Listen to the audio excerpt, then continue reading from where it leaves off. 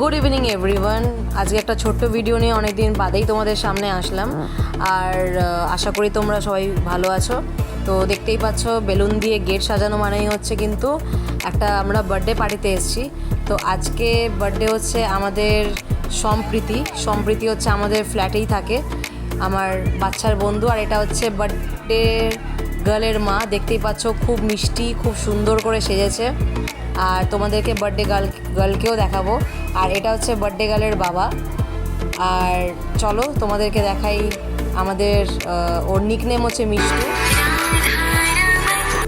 আর এইগুলো হচ্ছে আমার মিষ্টি ফ্ল্যাটের সব দিদি আন্টিরা, দেখতেই পাচ্ছ। আর এই যে আমার ছোট্ট পুচকিটাকে একটা সুন্দর রেড অ্যান্ড হোয়াইট ড্রেসে ওকে নিয়ে এসেছিলাম।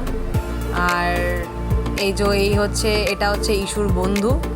আর এই হচ্ছে আমাদের বার্থডে গার্ল, যার নিকনেম হচ্ছে মিষ্টু, আমরা ওকে মিষ্টু বলে ডাকি। তো আজকে এই বার্থডে গার্লের 5 বছরের জন্মদিন, এই জন্য আজকে আমাদের এখানে আসা। তো চলো, আশা করি তোমাদের ভিডিওটা ভালো লাগবে। সো এখানে দেখতেই পাচ্ছ স্টল দিয়েছিল। স্টলের মধ্যে ছিল হচ্ছে একটা কেকের স্টল, একটা ছিল হচ্ছে ফুচকার স্টল, চিকেন পকোড়া, আর হচ্ছে সব থেকে এই গরমের স্পেশাল যেটা মানুষজনকে বেশি অ্যাট্রাক্ট করে সেটা হচ্ছে আমপানার জুসটা। আর আমপানার জুসটা কিন্তু সত্যি খুব অসাধারণ হয়েছিল।